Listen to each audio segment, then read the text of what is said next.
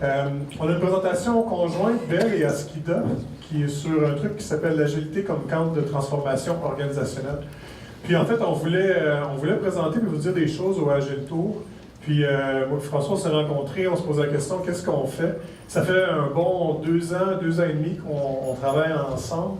Puis on s'est dit ce qu'on pouvait faire, c'est peut-être vous raconter un petit peu notre histoire. On va essayer de souligner des trucs importants là-dedans. Puis c'est ça, dans le fond, puis on va broder autour de ça. On va vous raconter aussi quelques trucs qu'on a vécu en espérant que vous en retiriez le plus possible. Puis en fait, pour partir, en fait, moi je suis chez, je vais me présenter, mais grosso modo, ce qu'on avait en tête, c'est que on voulait se lancer puis faire une transformation vers l'agile. On va vous en parler. Ce qu'on a réalisé avec le temps, c'est que c'est juste partir avec l'agile, c'est correct, mais tu viens qu'à toucher beaucoup plus que ça. Fait qu'on va toucher l'agile et plus un cadre un petit peu plus large que ça. Fait qu'on va partir là-dedans. Mon nom, c'est Éric Dessureau. Je suis chez Bell depuis 12 ans. J'ai été un programmeur, un designer de réseau, un administrateur de système, un gars qui a géré des bases de données, la gestion de projet, la gestion de programme. Puis j'ai été un coach en amélioration continue, en ligne, en agile, puis en DevOps plus récemment. Puis je suis tombé dans ce rôle-là aux opérations depuis à peu près 3 ans. C'est ça, 3 ans? Il y a une bonne gang de Belles dans la salle. Je vais dire, salut Belle. Il souffle les réponses. Ouais, c'est ça. Si je rush, je peux vous aider. Fait que c'est ça. Puis, on va dire à la slide suivante. Ouais, quand on a commencé, il y a 3 ans, en fait, quand j'ai tombé dans ce mandat-là, il faut que vous sachiez que Bell, technologiquement, c'est une équipe, c'est une organisation qui bâtissait des réseaux. Mais en IT, notre background, c'est beaucoup de l'intégration. L'intégration, ce que ça veut dire, c'est qu'on a une panoplie de fournisseurs qu'on aime beaucoup, qui nous envoient des technologies, qu'on met dans le réseau, qu'on configure avec ça, qu'on rend des services. Ça va jusque-là? OK. Puis quand je regardais les équipes qui se promenaient sur le plancher, ce que je voyais, c'est, est-ce que vous voyez ça, il y a des... En fait, c'est une répartition de ce qu'on faisait avec notre temps. Dans 30% de notre temps, on répondait à des problèmes clients. Ça, c'est hyper important. Fait qu'on passait, je sais pas, il y avait des équipes complètes à un certain moment, on avait une trentaine de techniciens qui faisaient ça, réparer des pannes, il y a des tickets qui arrivent, on essaie de les régler.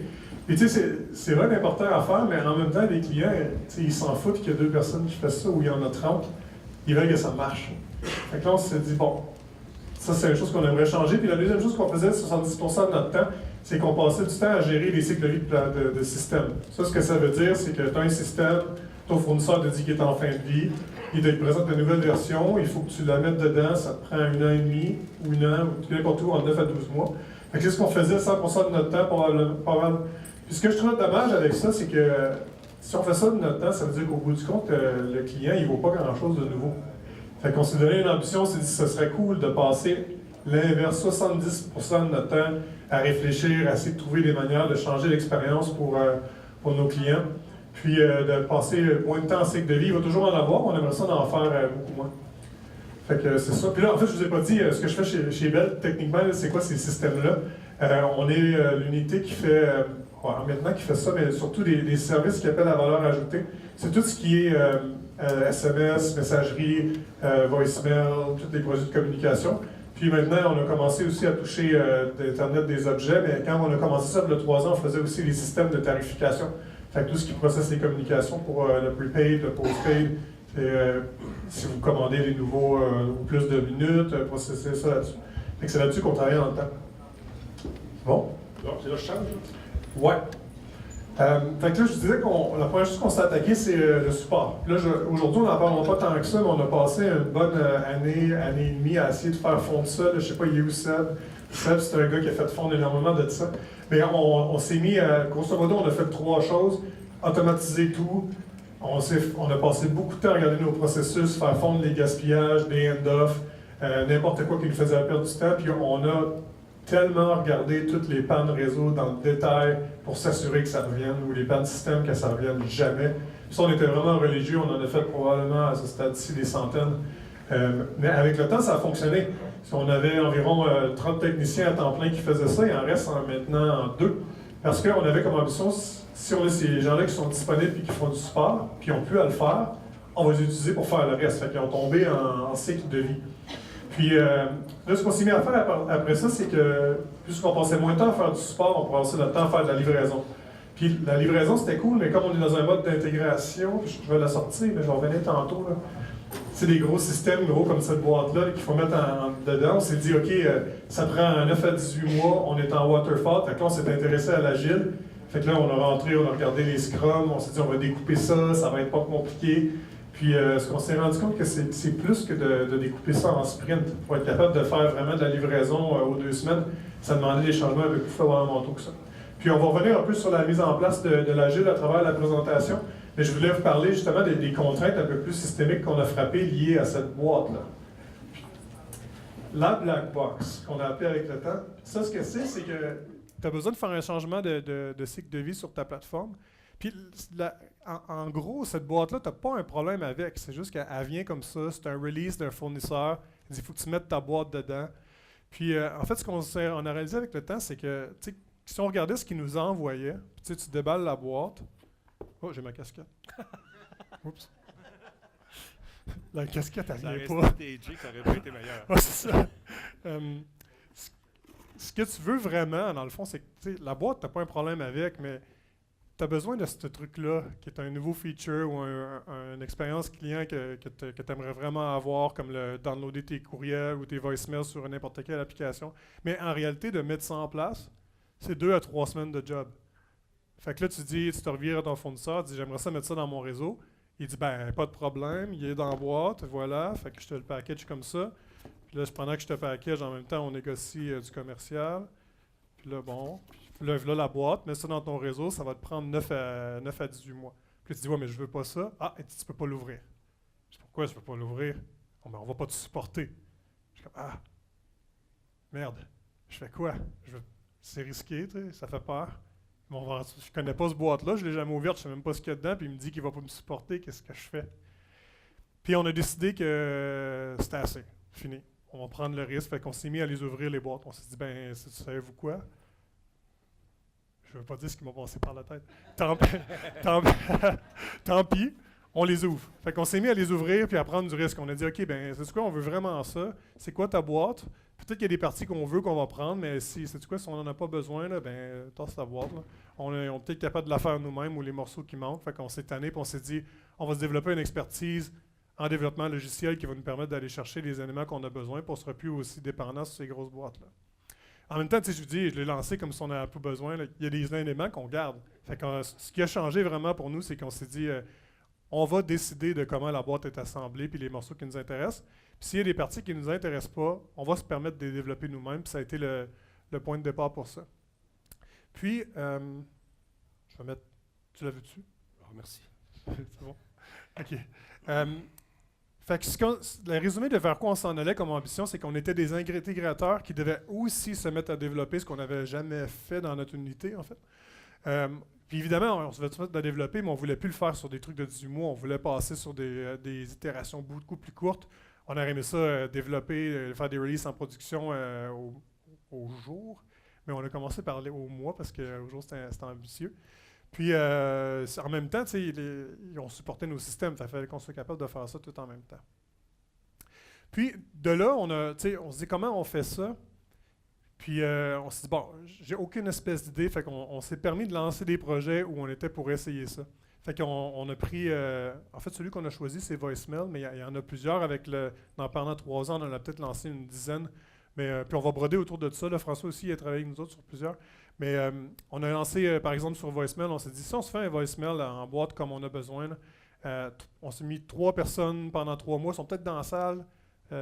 Martin, Guy, OK, c'est des gens qui ont travaillé là-dessus. Fait qu'on s'est dit, pendant 3 mois, 3 personnes, on est capable de faire quoi? Puis ça a été comme notre point de départ. Puis on s'est dit, OK, on va essayer de le coder. Puis ça a été difficile parce qu'on a vécu...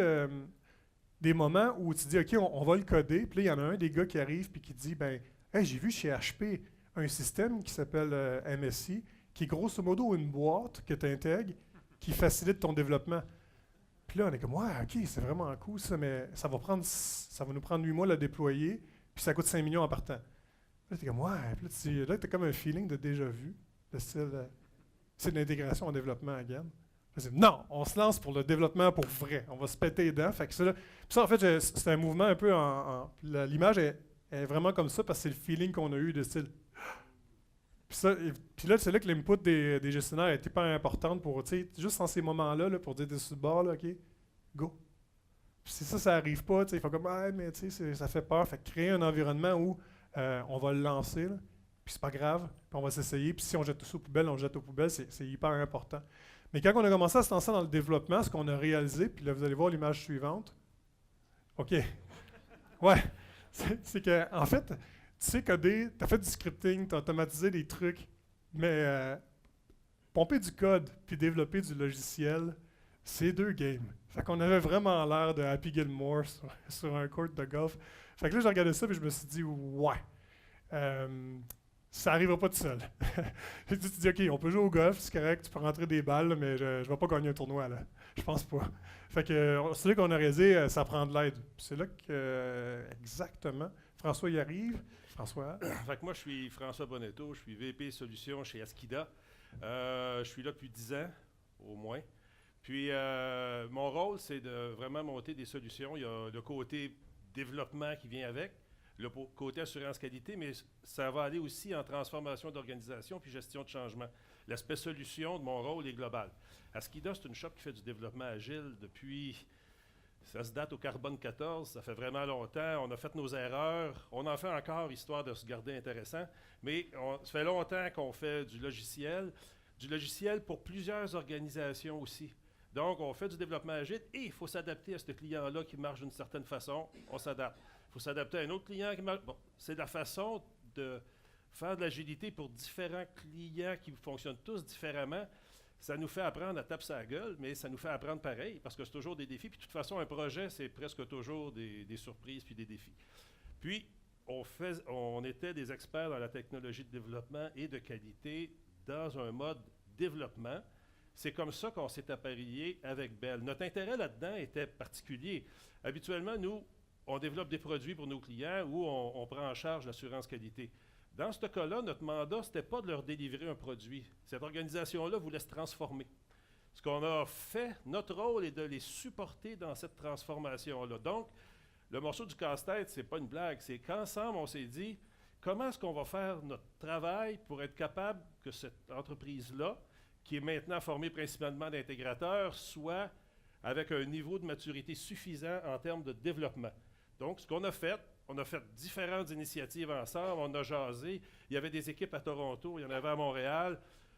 Il y a eu des équipes mixtes Askida, Bell, qui ont commencé chez Askida pour être vraiment protégés du reste du milieu. Fait que là, eux autres, ils ont été vraiment imbibés dans la culture Askida de faire des projets.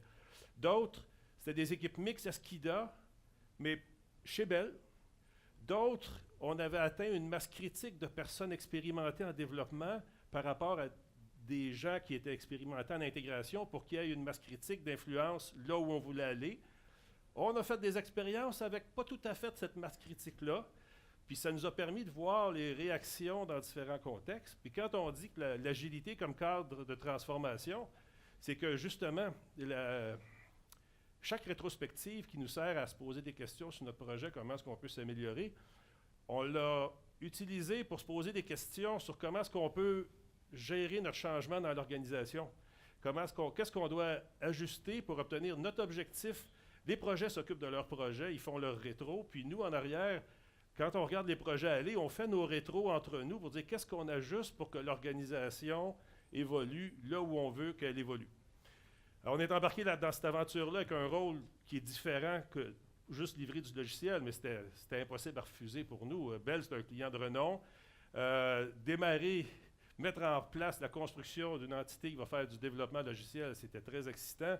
Fait qu'on a sauté dans l'aventure, ça fait 2 ans de ça? Oui, à peu près 2 ans. Puis, on a fait tellement d'essais ensemble. Il y a eu des équipes de livraison qui ont été mises ensemble puis gérées ensemble comme des unités indépendantes. François a été un coach agile pendant un certain temps. On a fait venir des gens qui ont travaillé sur des plateformes de tests automatisés. Fait qu'on a fait plusieurs essais. Puis, maintenant, ça semble clair, mais ce que je cherchais dans le temps, c'était un partenaire. C'est difficile à trouver dans le marché un partenaire qui va t'aider à travailler sur ta propre capability ou quoi le mot? Tes propres aptitudes Ta et capacités. compétence organisationnelle, ouais, c'est ça. Parce que tu rencontres des gens, ils disent ouais, je vais t'aider à livrer du code, c'est quel projet? Puis comme je sais pas c'est quel projet encore, on est en train de définir ça. Fait que ce que je cherchais dans le marché ultimement, puis là, maintenant je vous dis, c'est clair, je ne savais pas dans le temps, c'est 3 choses. Évidemment, j'avais besoin des bras. Là. Moi, j'ai jamais codé. Ça me prend des gens qui vont nous aider à coder. Ça me prenait des gens qui nous aideraient à mettre en place une pratique. Puis ça, c'est des gens qui nous ont aidé à faire ça. Puis aussi, un coup qu'on a bâti quelque chose, quelqu'un qui va partager le risque techno un peu financier avec nous. Parce que je ne vous cacherai pas que si on code une boîte du jour au lendemain, on la met en production, je ne sais pas si je suis capable de l'opérer indépendamment. Fait que je voulais quelqu'un qui soit un peu un safety net. Puis c'est là que je connaissais certaines personnes de chez Askida parce qu'on s'était croisés dans les communautés Lean un peu. Puis aussi, je me rappelais d'une visite avec François où j'avais été visiter le bureau. Puis il m'avait posé la question c'est quoi votre stratégie de test automatisé? Puis là, dans ma tête, c'était on a des tests qu'on roule manuellement. Puis là, j'ai compris qu'il était en avant de nous autres. Fait que, ouais, c'est ça. En fait, on va revenir. Ce qu'on voulait. Puis le titre de la présentation, c'est l'agilité comme cadre de transformation organisationnelle. Puis on parle beaucoup d'agilité dans le cadre de projet, puis ce que je me suis rendu compte avec le recul, c'est que c'est comme ça aussi qu'on a fait notre transformation. Fait que la meilleure manière pour nous autres de vous transmettre ça un peu, c'était de faire une simulation. On l'a fait cette semaine, là, je me demandais si je pourrais la faire live, puis là, la logistique me disait que non. Fait que ce qu'on a fait, c'est qu'on l'a fait au bureau là, avec des mondes de Bell qu'on a filmé. Fait qu'on va vous montrer certains trucs. Puis à partir de là, on va vous faire un espèce de transfert sur des comportements ou des choses qu'on a vécues, puis raconter des histoires. Ça vous convient-tu? Ouais. Télécino, dans le fond. Est-ce qu'il y a du son sur... Parfait. OK, attends une seconde. Oui, pour ça, je le fais. Ouais, OK. C'est ça. Fait qu'on va raconter des histoires comme ça jusqu'à ce qu'on se quitte. Là. Puis s'il y a des choses... puis tu sais, l'idée, c'était à partir de là, de partir un petit peu en dialogue. Fait que s'il y a des choses qui vous passent par la tête et que vous voulez jaser, là, interrompez, on va faire ça. Sinon, moi, François, on roule le truc. Là. Ouais. Cool? Non, le son est pas... le son est ici. Mais on peut commenter ce qui se passe, Éric, là-dedans. Ouais, en fait, on pose avant que je le partir. Il faut que j'explique c'est quoi la simulation. C'est... Tu peux l'expliquer pendant qu'il y a fond, on manque de temps. OK. En fait, ce que vous voyez, c'est que c'est une simulation. Le but, c'est de faire passer des balles d'un panier vers un autre en essayant de... En fait, il faut que la balle elle touche à chaque personne, mais jamais 2 mains en même temps sur une balle. Fait que là, ce qu'ils font, c'est qu'ils roulent la simulation pendant 1 minute. Puis, c'est ça. L'idée, c'est d'avoir un maximum de balles. Fait que là, vous voyez, ils ont commencé au début en faisant une espèce de chaîne. Ça, c'était leur point... leur point de départ, ils se sont mis en rond, puis on dit qu'on va passer des balles comme ça. Oups, il y a des balles qui tombent, une balle qui est tombée est morte. Ça, c'est un problème de qualité, tu l'as échappé. Le client l'a vu, t'es dans le trouble. Bon. Fait que c'est aussi intéressant que ça dure 1h30. Ah, c'est ça. Bon, fait que là, je pense que ça finit bientôt. On va... oui. Ouais, ce qui est intéressant, en fait, c'est ce qui se passe. On va le laisser aller. Le premier essai, en fait, ils ont réussi à faire... ça, c'est François qui compte les balles. Ils ont fait 33 balles, puis il y en a 8 qui ont tombé. Là, ce qui est en train de se passer, puis là, je vais poser la question, je dis, OK, à partir de là, comment on fait pour améliorer ce processus-là pour être capable de faire plus de balles? Fait que là, ce que vous voyez, c'est des gens qui sont en train de se poser la question de comment on peut le faire. Puis là, vous entendez pas le son. On peut essayer, mais de toute façon, Okay. ce qui se passe, en fait, en ce moment, c'est qu'ils sont en train de... Je pourrais faire ça. Oui, mais toi, tu pourrais faire ça. Tout le monde sort d'excellentes idées. Ils vont tous marcher pour améliorer ce qu'ils sont en train de faire. Mais ils s'échangent, puis ils cherchent. Ils cherchent l'idée ultime. Ouais. Puis c'est ça. Là, ils discutent. Puis des fois, l'idée ultime, c'est pas nécessairement la meilleure idée. Ça peut être l'idée de celui qui parle plus fort ou qui est plus convaincant ou tout ça. Mais on prend du temps par collégialité et respect des autres pour choisir la meilleure idée. Oui, ce que vous voyez, en fait, bon, ça, c'est Daniel qui nous dit « Moi, je pense qu'on devrait le faire de telle manière. » Puis là, il y a Branka qui dit « Ah non, peut-être que 2 mains, 2 balles. » Puis là, après ça, tu as Michael qui dit « Comment on pourrait prendre du recul puis peut-être faire quelque chose d'ultra funky en dessous de Ninja. » Puis, en fait, ce qui est fascinant là-dedans, puis vous allez voir, ça va continuer. Puis ils vont en essayer une, un petit peu plus loin, mais... c'est là, ouais. Un round, ça dure 1 minute. Ils vont parler de ce qu'ils pourraient faire pendant à peu près 3 minutes.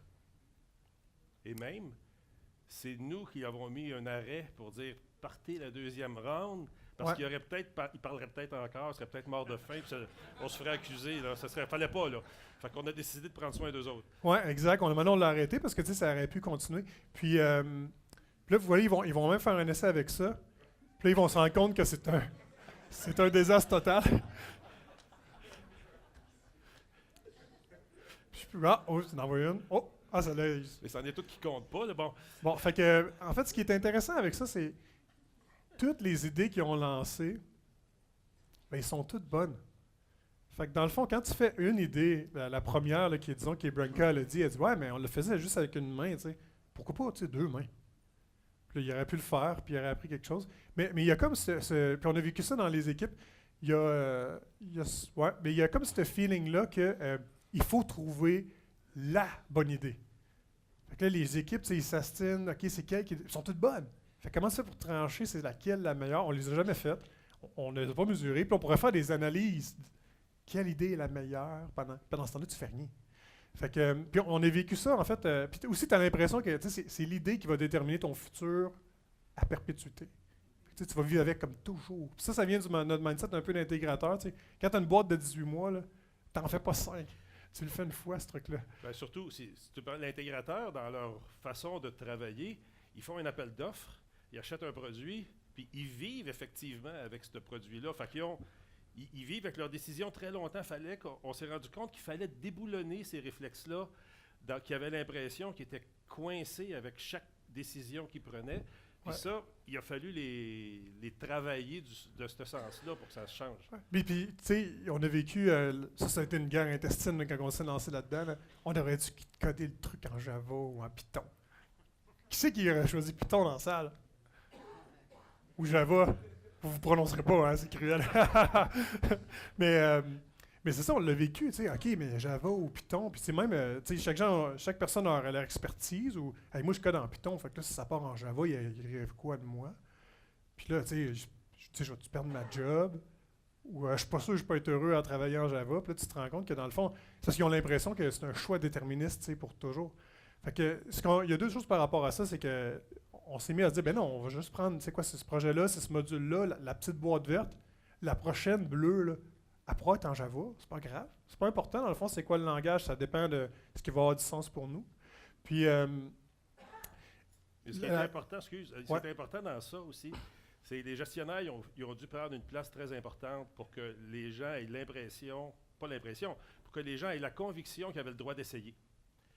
Qu'ils avaient le droit de se tromper. On ne l'a pas vu dans le petit vidéo parce qu'on manque de temps, mais à un moment donné, il y a eu un abort mission quand les balles leur volaient partout. Là. Ils se sont rendus compte qu'ils se trompaient, ils ont arrêté, puis ils ont recommencé. Ça, c'est la job des gestionnaires. Rentrez pas dans une transformation. Parce que là, la transformation, c'était pas juste du waterfall vers l'agilité, c'était vers des intégrateurs, vers du dev.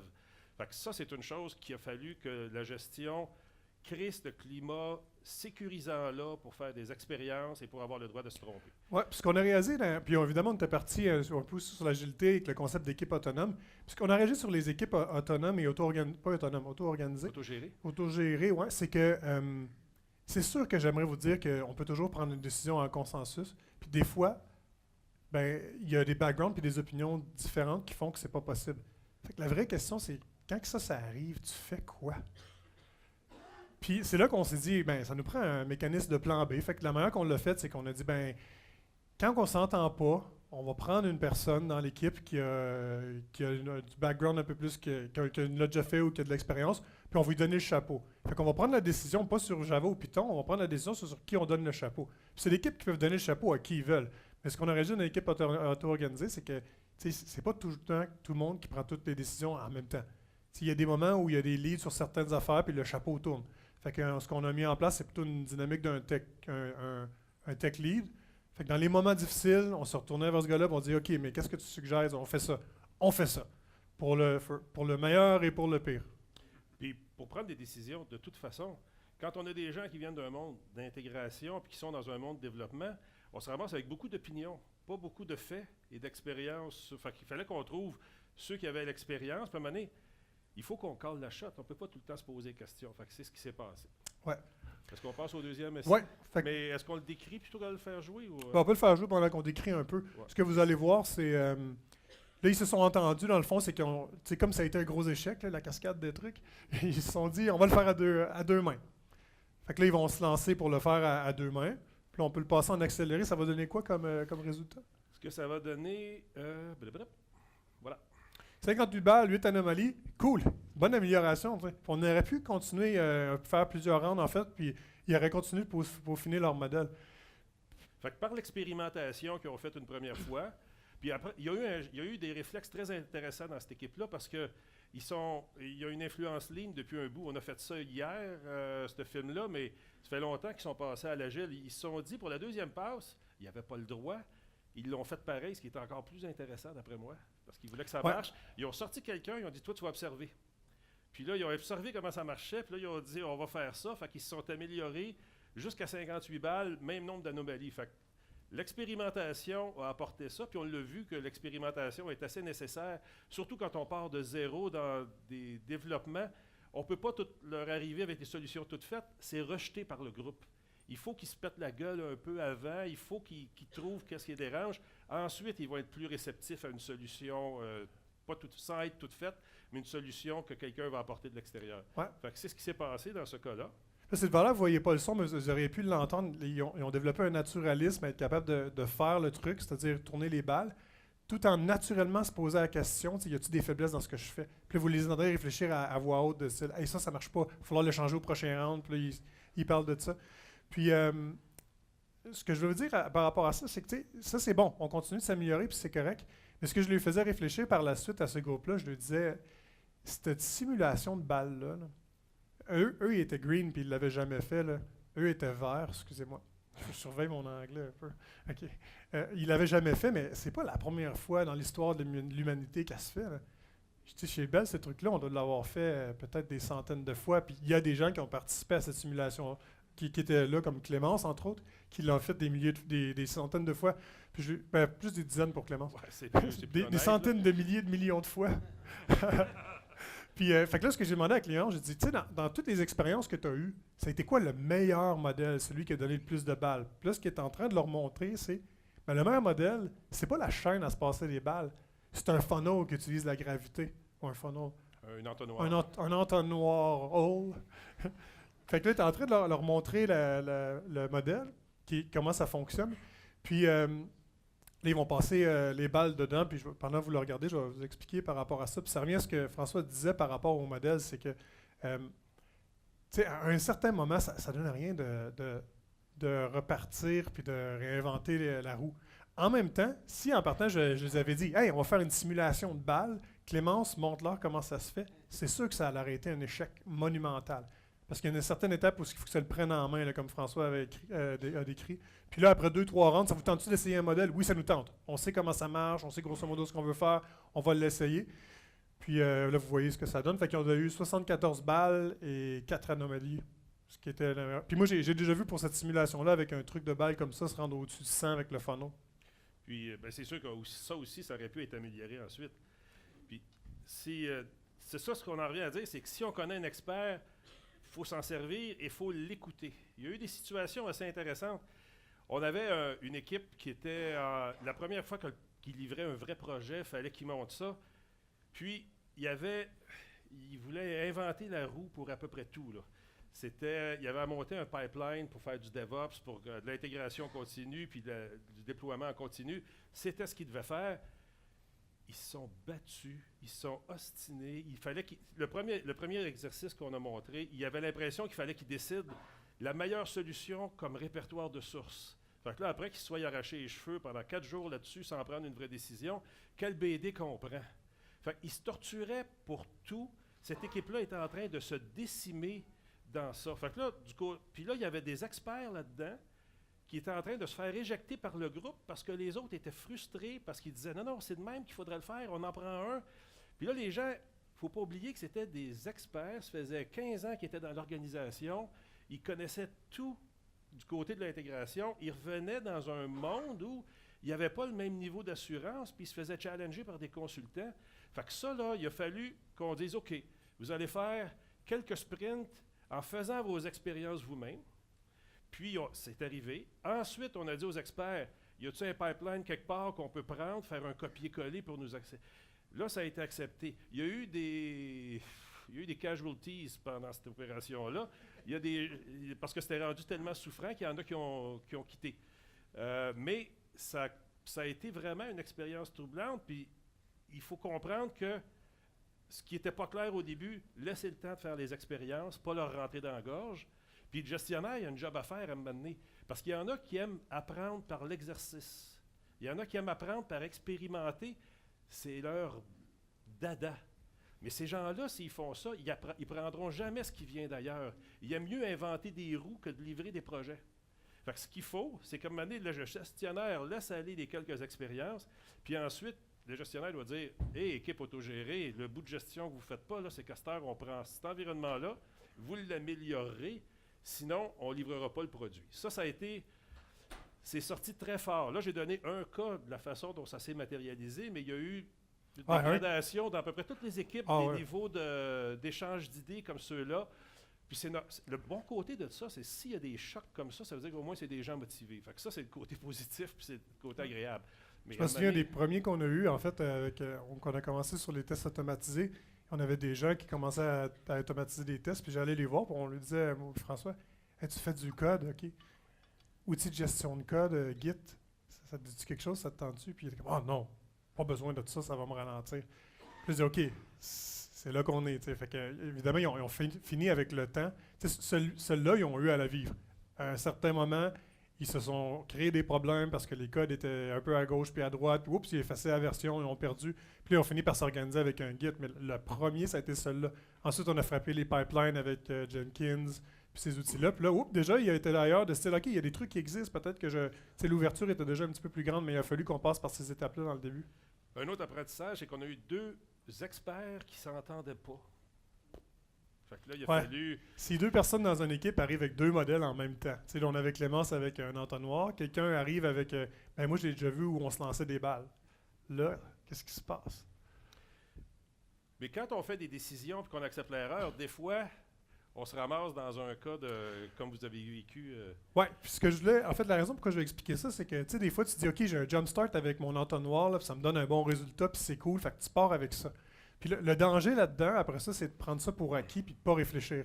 Puis de dire, OK, ça va être ça, puis je vais continuer. Puis on l'a vécu parce qu'à un certain moment, dans notre développement logiciel, on a pris la décision de passer sur des architectures de containers avec du Docker. Là, est-ce que ça vous dit quelque chose? Vous me dites, je suis cryptique. Container Docker, main levée, c'est... Ouais, OK, je vois des têtes. OK, c'est cool. Puis là, on a dit... à ceux qui ne connaissent pas ça, s'il y en a qui est dans ça. Ouais, c'est ça. Puis évidemment, on voulait passer en autodéploiement, on voulait pas automatiser ces trucs-là. Fait qu'on s'est dit, OK, ça va nous prendre un outil qui va orchestrer nos déploiements. Puis on a choisi, dans le temps, Docker Swarm. C'était cool, c'était simple, ça faisait ce qu'on avait besoin. Puis on a commencé à travailler là-dessus, implanter ça pendant des mois. Puis au courant de l'été dernier, là, on est arrivé à une situation où on avait un sprint au complet, qu'on n'avait pas fait de feature parce qu'on mettait en place Docker Swarm, on avait frappé un problème. Puis là, t'es comme, OK. Le deuxième sprint après, je suis comme, oh, même chose. Les points de feature ne sont pas là. Là, dans le troisième, même affaire. Puis là, il y a Seb qui s'est mis panique parce qu'il regarde ça. puis là, on commence à dire, OK, tu sais, 3 sprints, c'est comme un mois et demi de 10 personnes qui font que du Docker Swarm. Qu'est-ce qui se passe? Puis ça nous avait tellement rendu de service dans les débuts, ça avait accéléré le déploiement, puis là, on frappait un mur. Puis ce qu'on a appris, dans le fond, c'est pas à propos de Docker Swarm. Le vrai apprentissage, c'est que c'est notre call flow. Notre séquence d'appel, en tout cas du système, c'était stateful. L'état est important. C'était amusant. Oui, c'est ça. L'état était important, puis avec une technologie comme Docker Swarm, ben c'est pas fait pour ça. Fait que là, on avait un choix. On dit, OK, la technologie n'est pas là. Tu te dis, je peux prendre sur moi de développer cette technologie-là avec eux, puis d'investir du temps, ou je pivote vers un autre outil qui, dans ce cas-là, était Kubernetes, qui est beaucoup plus sophistiqué et riche, mais beaucoup plus complexe.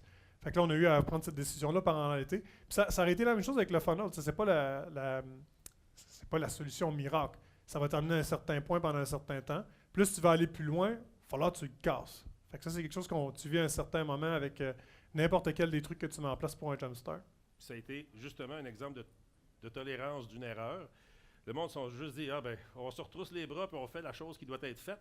Mais de toute façon, en attendant qu'ils se sont rendus là, ils ont développé des features qui ont continué d'être utilisables, ces features-là. Fait qu'ils ont juste travaillé sur cet aspect-là ensuite. Ouais. Mais en fait, la raison pour laquelle je voulais en parler, c'est que c'est important de reconnaître ces moments-là. Puis on l'a vécu pendant l'été, puis tu n'es jamais sûr. Est-ce qu'on prend la décision de pivoter? Ça va être difficile. Fait que c'est ça. Puis la fin de sprint, c'est avec le rétro, c'est toujours un moment intéressant pour se poser ces questions-là, même en dehors du projet.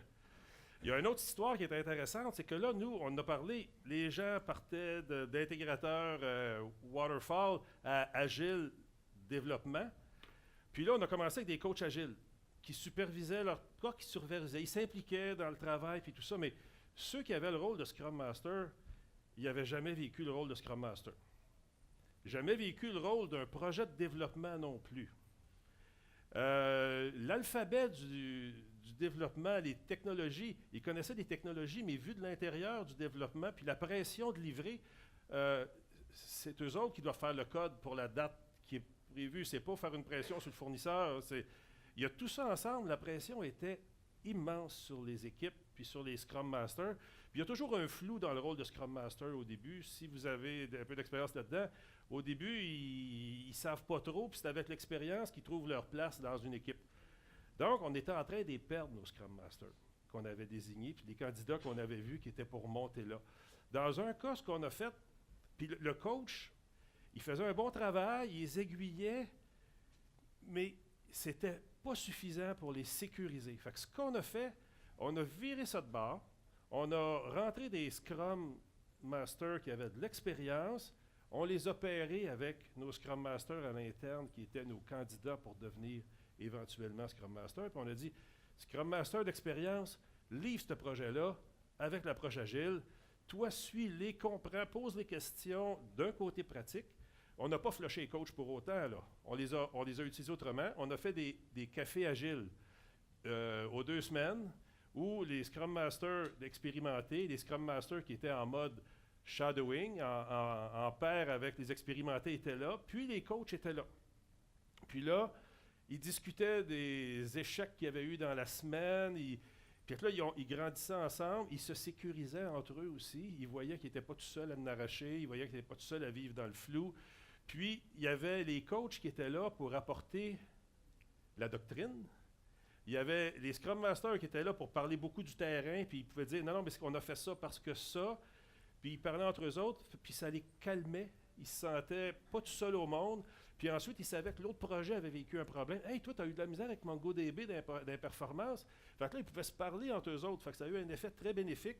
Mais il a fallu qu'on fasse ça. Si vous passez de Waterfall à Agile, c'est déjà une gestion de changement qui est importante. Si vous changez d'autres axes dans vos organisations, comme la nature même de l'emploi, voyez-y puis soyez attentifs à ces affaires-là pour les pogner au bon moment. On l'a pogné 1 mois et demi trop tard. Ouais. Ça. On l'a pogné 1 mois et demi trop tard parce qu'on ne reconnaissait pas bien les signaux. On pensait que c'était les gens. C'était pas les gens qui n'étaient pas assez ouverts à la situation, c'est qu'on leur en donnait trop. Ils étaient saturés, ils n'étaient pas capables d'en prendre. Fait ça, c'est un learning. Quand c'est nous autres qui parlent, ça, c'est un apprentissage qu'on a eu qui est très important aussi parce qu'on en demandait beaucoup aux gens. Fait que là, il faut qu'on se recule d'un pas. Puis là, à la fin d'un sprint, on s'est dit, OK, on va arranger ça pour avoir du support. Puis on s'est mis à faire ça avec des coachs en architecture, avec des coachs en design, des coachs en assurance qualité, en plus des coachs en agilité. C'est pas tout avec le même format du café agile aux 2 semaines, mais on a mis ça en place, puis ils ont une voie d'urgence si jamais ils sentent qu'ils ont besoin de référer à quelqu'un. Puis ça, encore une fois, c'est toujours autour du développement de projets agiles qu'on a greffé tout ça. Puis ça va assez bien à cause du principe d'amélioration continue qui est très bien emboîté dans ça. Des choses à ajouter, mon Non, en camarade? fait, puis ça fait un petit peu le tour des histoires qu'on avait préparées, mais est-ce que ça a donné avec le temps? Tu sais, où est-ce qu'on en est? On a... J'ai le reminder de 5 minutes. Ouais, on n'est pas pire. Oui, pas mal. Ce que ça a donné, en fait, peut-être en 2 ans, on a maintenant environ 7 équipes qui roulent en agile. Ça veut dire où ils font de livraison, mettons, en production à une fréquence de moins qu'1 mois. Pour nous autres, on est contents. Puis il y en a même qui livrent en production tous les jours, ce qui est cool. Mais ça veut dire à peu près 7 sur 8 qui sont en développement. On a réalisé 10 projets environ dans ce cadre-là. En fait, je dis des projets, mais c'est 10 essais parce qu'ils ont toutes eu leurs particularités. Là, on fait un résumé de ce qu'on a fait. Là.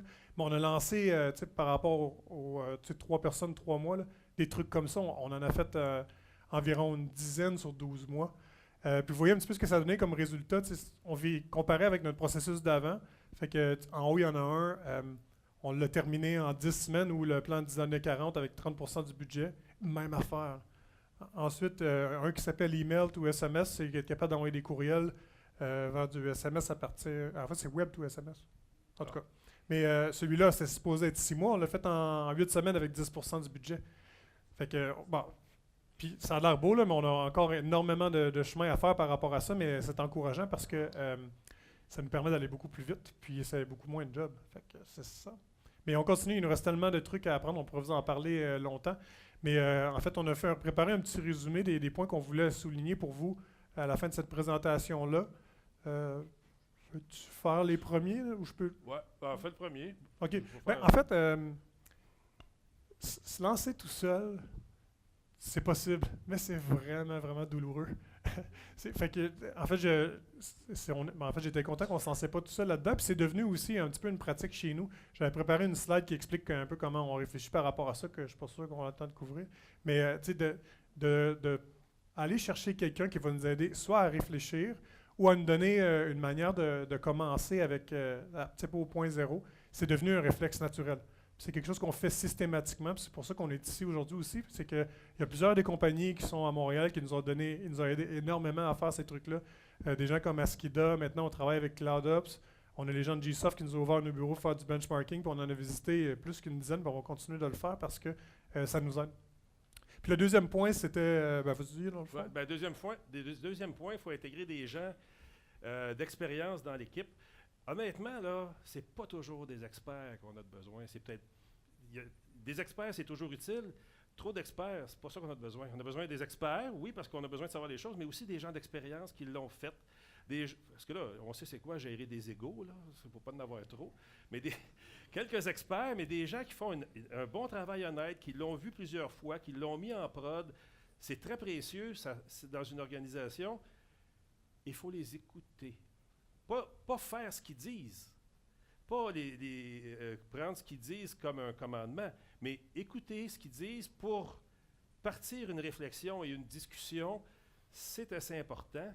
Puis c'est là que le troisième point devient essentiel. J'essaie de faire Éric, mais c'est pas Éric parce qu'il y a une cravate, le monsieur. Ouais, ça arrive pas souvent. Mais peut-être que mes cheveux, ce sera ça un jour. Puis le troisième point, le gestionnaire, on l'a dit à quelques reprises, il y a une job à faire. C'est pas la job des équipes agiles de faire la chose. Il y a des cas très standards où 2 équipes ne peuvent jamais s'entendre. Un architecte qui prescrit une architecture, puis un projet qui dit « Si je fais ton architecture, je ne livre pas à temps. Dans le cul, ton architecture. Au yard, ton architecture. » Puis l'architecte dit « Non, mais c'est comme ça qu'on doit faire. » Les deux, leur mandat, un c'est de livrer, l'autre c'est d'avoir l'architecture idéale, ils sont inconciliables. Il faut que le gestionnaire call des shots des fois. Il faut qu'il s'assume dans ses responsabilités. C'est juste des moments qui sont vraiment importants, comme exemple avec Docker Swarm sur Kubernetes, c'est juste de dire pivotez, faites-le. Ou dire OK, on va chercher de l'aide, on y va. Puis on ne va pas vous shooter si ça ne marche pas. Non, exactement. Puis ça, c'est la première partie qui est un petit peu comment l'idée une transformation comme ça. La partie qui est un petit peu plus technique, c'est tout ce qu'on vous avez vu omniprésente pendant la présentation, découpé en petits essais.